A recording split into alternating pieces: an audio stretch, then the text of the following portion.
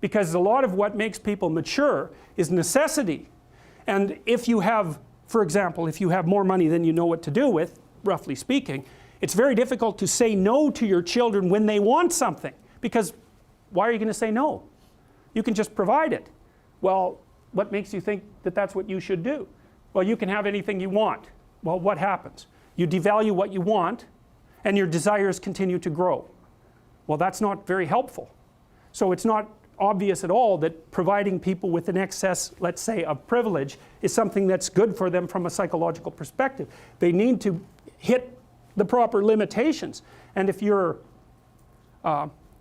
fortunate, it becomes very difficult to deprive your children properly. So you'll fight with that. It's a big problem. And that's what happens when you get spoiled children, roughly speaking. Right? They get everything by doing nothing. Well, that's not a good lesson, because that won't work in the world. It'll work very counterproductively. And in process of time it came to pass that Cain brought of the fruit of the ground an offering unto the Lord. And Abel he also brought of the firstlings of his flock and of the fat thereof. And the Lord had respect unto Abel and his offering, but unto Cain and his offering he had no respect. And Cain was very wroth, angry, and his countenance fell.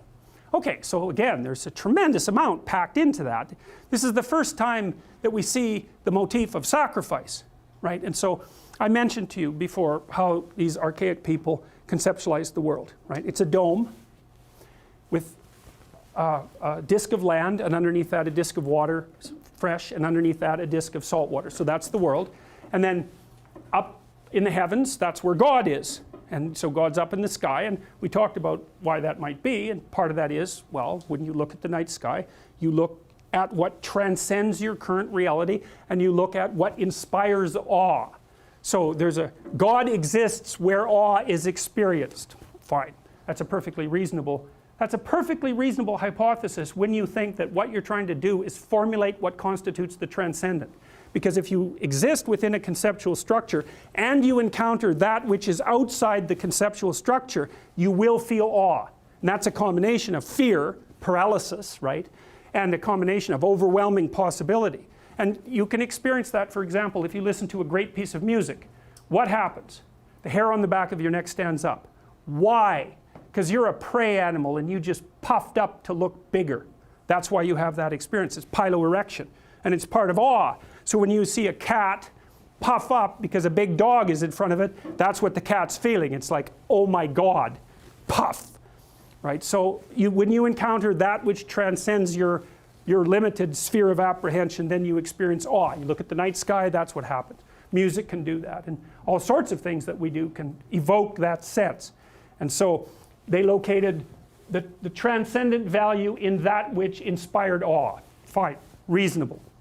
Now you can argue about the utility of the personification, right, because God the Father was personified in human form, but that's a very sophisticated idea too, because as we already found in the Old Testament, there's an association between whatever God is, Yahweh or Elohim, and creating order out of chaos, and something about each individual human being.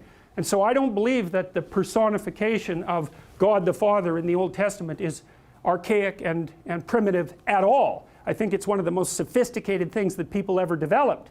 The idea is that the ultimate transcendent value is the capacity to generate order out of chaos using linguistic ability, let's say, and that each person has that as an essential element of their being. It's like, argue with that, see how far you get. That is one hell of a vicious conceptualization, and I would also say it's the bedrock upon which our legal system rests.